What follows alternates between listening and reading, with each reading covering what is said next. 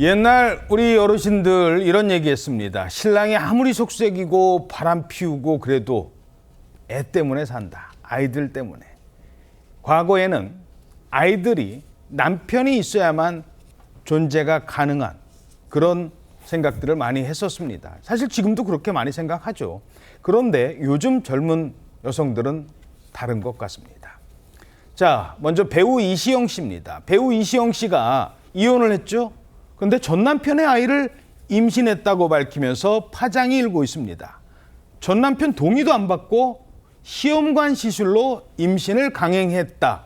이 사실에 지금 갑론을박이 계속되고 있습니다. 자, 일단 그게 무슨 일이 있었던 거죠? 일단 이시영 씨는요, 8년 전에 전 남편과의 사이에서 첫째 아이를 출산을 했거든요. 그렇게 첫째를 낳은 뒤에 결혼 생활을 하면서 시험관 시술을 통해서 둘째를 준비했었다고 합니다. 그런데 수정된 배아를 이식받기 전에 이혼을 하게 됐고 전 남편과의 법적 관계도 정리가 된 건데요. 그런데 배아를 냉동 보관하는 기한이 5년입니다. 이 기한이 다가왔던 겁니다. 이 기한 내에 배아를 이식할 것인지 아니면 폐기할 것인지를 결정해야 되는 상황이었는데 이시영 씨는 전 남편의 동의 없이 시험관 시술로 둘째를 준비를 했던 것입니다. 그래서 임신을 하게 된 것인데요.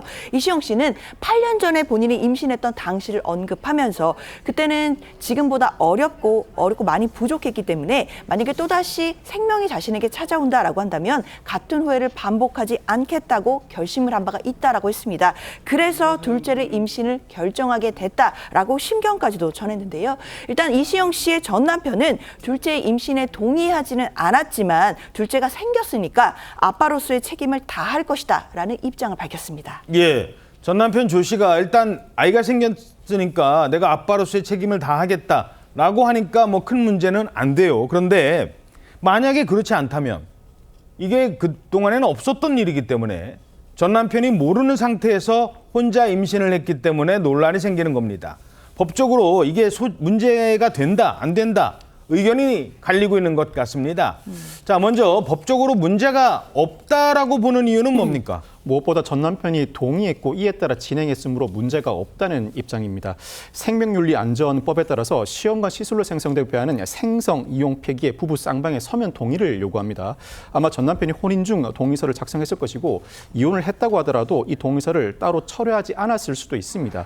이에 따라 병원 측에서는 유효한 동의가 유지된 것으로 보고 배아 이식 수술을 한 것으로 보이는데 만약 전 남편이 명시적으로 동의하지 않는다고 고지하거나 동의서를 철회했음에도 시술했다면 법적 문제가 제기되겠지만 동의서에는 전 남편의 서명이 있고 여기에 배아를 5년간 보관하고 그 사이 시술할 수 있다고 되어 있기 때문에 법적 문제는 제기될 수 없다는 입장입니다.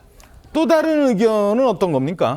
그러니까 민법상의 친생 추정과 관련된 문제입니다. 그러니까요, 민법 844조에 의하면 남편의 친생자 추정과 관련된 규정이 있습니다. 그러니까 아내가 혼인 중에 출생한 자는 남편의 아이로 추정을 한다라는 부분이 있는데요. 특히 이혼을 했을 경우에도 이혼으로 혼인관계가 종료된 날로부터 300일 이내에 출생한 자녀는 혼인 중에 임신한 것으로 추정한다라는 규정이 있기는 합니다.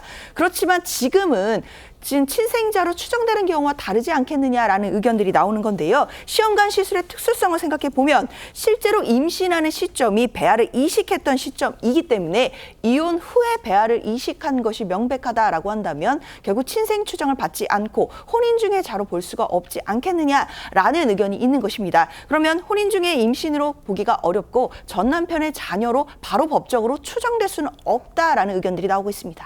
예.